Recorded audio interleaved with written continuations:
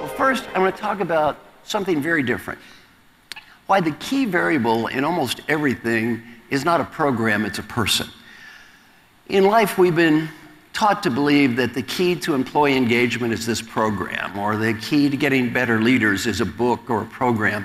Well, I'm going to share research that says that's not true. The key is the person. I'm a fellow in this organization, the National Academy of Human Resources, and they did a presentation on the topic of employee engagement. And I was the next speaker, so I kind of had to listen to it. Normally, I don't listen to any of the presentations, but since I was the next speaker, I kind of had no choice.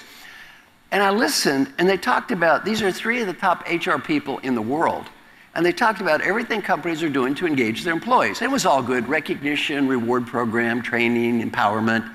And then they said, in spite of all this work, employee engagement in the world is near an all-time low. Well, I'm sitting here thinking, wait a minute, if you all are so great and this stuff works so well, why has employee engagement in America in 30 years not increased at all? If everybody knows the answers, how come it's not getting better? Then I listened and I realized something. 100% of what these people said is, what can the company do to engage you? Absolutely 0% is, what can you do to engage yourself? Now, years ago, John Kennedy made a famous speech, one of the most famous speeches in history. He said, ask not what your country can do for you. Ask what you can do for your country. Everything that's been taught in employee engagement has been the reverse of the John Kennedy speech. It's been 100% of let's hear what the company can do to engage you, and absolutely 0% about what you can do to engage yourself. Well, there was nothing wrong with what these people said. I mean, I think companies should do whatever they can to engage people. The problem isn't what they did say. The problem is what they're not saying. They missed half of the equation. Well, I thought about this. I'm always on the airplane. I'm on a typical American Airlines 3-hour flight. One flight attendant is positive, motivated, upbeat, and enthusiastic. One flight attendant is negative, bitter, angry, and cynical. Have any of you ever been on that flight before? You have been on such a flight, right? Same pay, same uniform, same employee engagement program. What's the difference? The difference is not what's on the outside, the difference is what's on the inside.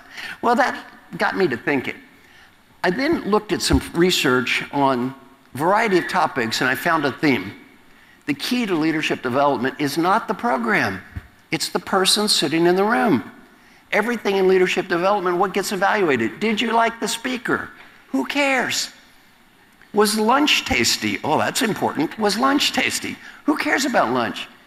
Nobody was evaluating the leaders. Nobody was saying, did you do the work? Did you get better? And what did I learn in our research? The people that did the stuff I taught them got better. I learned something even better. The people who did nothing didn't get worse. It was all good. My friends Jim Kouzes and Barry Posner did some research on values. What did they learn? The key to engagement and values is not, does your company have a plaque on the wall? How many of you have little plaques on the wall with value statements and people, integrity, quality, customer? They all look the same, right? Nobody cares. Every company has a silly plaque on the wall. They all look about the same. Then they bring in a new CEO, and what do? New plaque, new plaque. Nobody cares about the plaque. The key is, can you live your own values? Then we did studies on meaning, happiness, and satisfaction. What did I learn? People who are miserable at work are miserable at home. They're just miserable people.